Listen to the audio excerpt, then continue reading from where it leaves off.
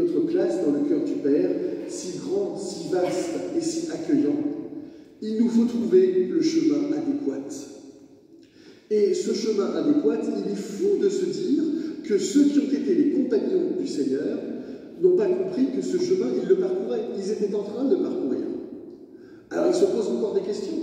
Ils ne savent pas qui est le Père, ils ont l'impression de ne jamais l'avoir croisé, et le chemin, ils ne le connaissent pas. Alors Jésus est obligé de réexpliquer des choses qui pourtant semblaient acquises. Il est évident que la transformation qu'ils sont en train de vivre à ses côtés, l'annonce d'un royaume spirituel qui unirait tous les hommes et qui n'aurait ni frontières, ni armée, ni oppression, ce royaume qui ne règne que dans des cœurs libres, ils sont en train de le vivre, mais ils n'en ont pas conscience. Alors ils se posent des questions, ils veulent trouver le chemin, ils l'ont en face d'eux, c'est Jésus. Ils veulent rencontrer le Père, ils l'ont en face d'eux, quiconque voit Jésus voit le Père. Ils ont encore besoin d'ouvrir les yeux. Mais à vrai dire, il y a quelque chose qui me paraît tellement bouleversant, tellement fort, tellement unique au monde, que je voulais vous le partager. En effet, Jésus s'intitule lui-même la voie, le chemin, la route. Et cet enseignement me semble riche au moins deux plans.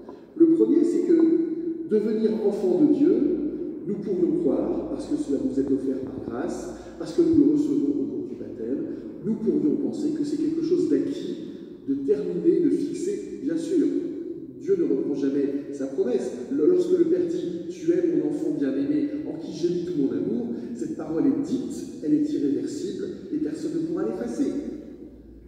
Mais devenir enfant de Dieu, non seulement cela se reçoit une bonne fois pour toutes, mais cela s'apprend, cela se vit, cela se marche, cela se chemine.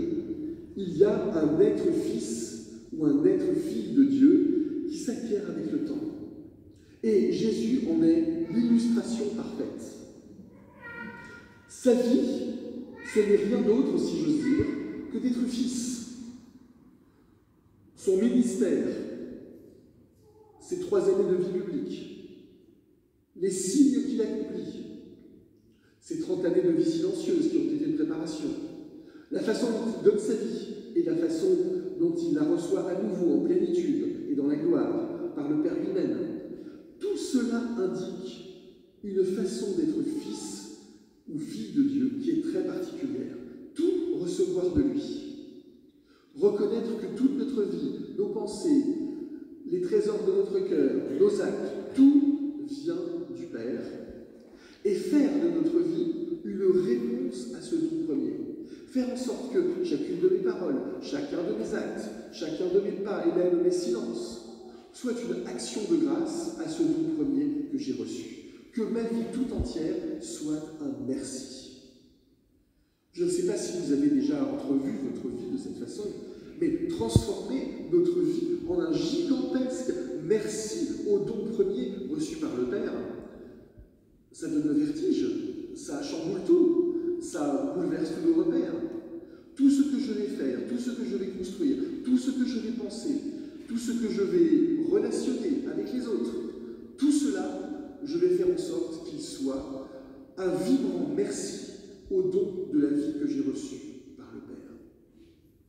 Alors évidemment, ça va sacrément colorer, transformer, bouleverser notre vie et la rendre, je l'espère, véritablement iconique.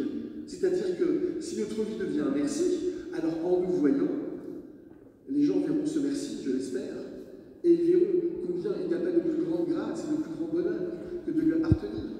C'est ça, devenir, jour après jour, davantage fils ou fille de Dieu. Il y a bien des manières d'y parvenir, il y a bien des états de vie qui le permettent dans notre Église, des états de vie qu'elle a longuement mûris.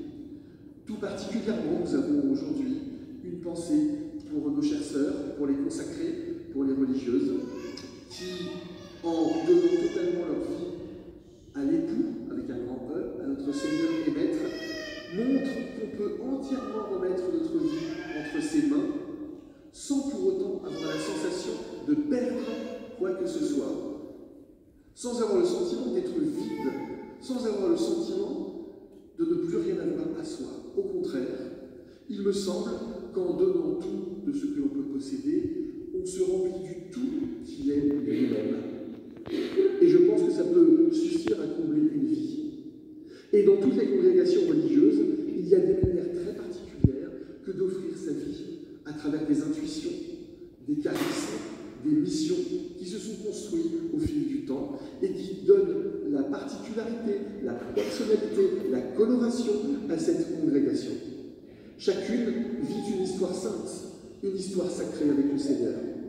Chacune y est une école pour devenir pleinement enfant de Dieu. Alors c'est vrai, comme aime le dire souvent notre évêque, Monseigneur Stanislas, regardons vivre les consacrés.